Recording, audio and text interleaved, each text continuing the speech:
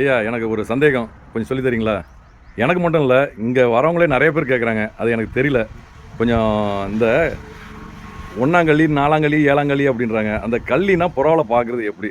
அது தயவு செய்து எனக்கு கொஞ்சம் விளக்கம் கொடுங்களேன்.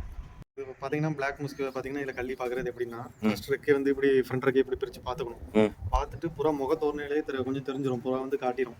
ஏன்னா பட்டால இருந்து பார்த்தீங்கன்னா புறா உங்களுக்கு கொஞ்சம் பிடிச்சாவும் அந்த மாதிரியும் தெரியும். இல்லை செக் பண்ணுறது அப்படின்னா ரெக்கையை வந்து ரைட் சைடில் இப்படி ஓப்பன் பண்ணிக்கோங்க.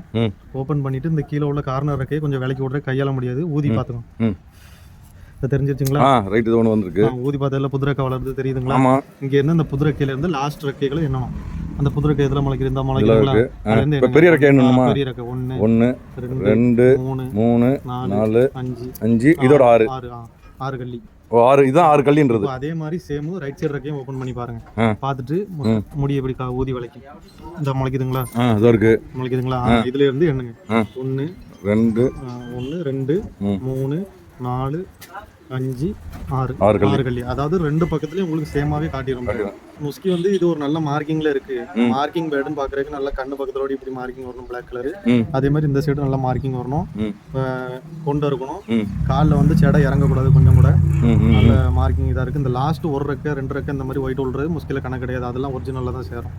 3 ரெக்கை வரைக்கும் இருக்கலாமா? 3 ரெக்கை வரைக்கும் இருக்கலாம், அதெல்லாம் ஒரிஜினல் தான்.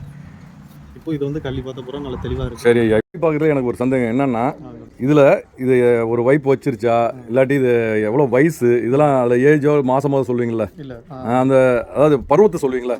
இது இப்போ முட்டை விட்டுருக்கோம், இது என்ன அந்த பருவம் சொல்லுவீங்களா? அந்த பருவத்தை பற்றி கொஞ்சம் சொல்லலாமா? அந்த பருவத்தை நம்ம புறாக்கள்ல எப்படி பார்க்குறோம்னா, பெரும்பாலும் நம்ம கள்ளி பார்த்து தான் முட்டை விடுற ஒரு ஸ்டேஜை நம்ம கண்டுபிடிக்க முடியும். அந்த பருவத்தை பார்க்குறது என்னன்னா, சில புறாக்கள் ஒரு 2-3 வைப்புலாம் எடுத்ததுக்கு அப்புறம் இந்த கழுத்து முடி, இந்த மண்டையில இந்த இடத்துல எல்லாம் முடி கழிஞ்சு புது முடி குருத்து வளரும்.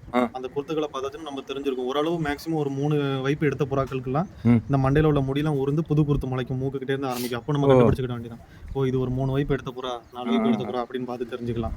வேற மேஜரா இதுல கள்ளி மட்டும் தான் பார்ப்பாங்க. இல்ல, கள்ளியில அதை தான் கேட்குறேன். இப்போ கள்ளினால இப்போ அது என்ன வேண்டிய அவசியம் என்னன்னு கேட்குறேன். கள்ளி என்ன வேண்டிய அவசியம் எதனாலன்னா, இப்போ நம்ம ஒரு மேலோ ஃபீமேலோ வீட்டுக்கு வாங்கிட்டு வர சிங்கிளா ஒரு பேர் கிடைச்சிருக்கு.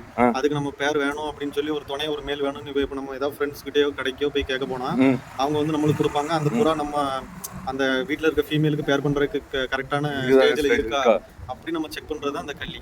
இந்த கள்ளியை பார்த்துட்டோம்னா நம்மளுக்கு நம்ம பேட்ல உள்ள கள்ளியும் பார்த்துட்டு இதில் உள்ள கள்ளியும் பார்த்துட்டு ஒரு 1-2 கள்ளி அதிகமாகவோ கூடையாவோ இருந்தால் முக்கியம் இல்லை.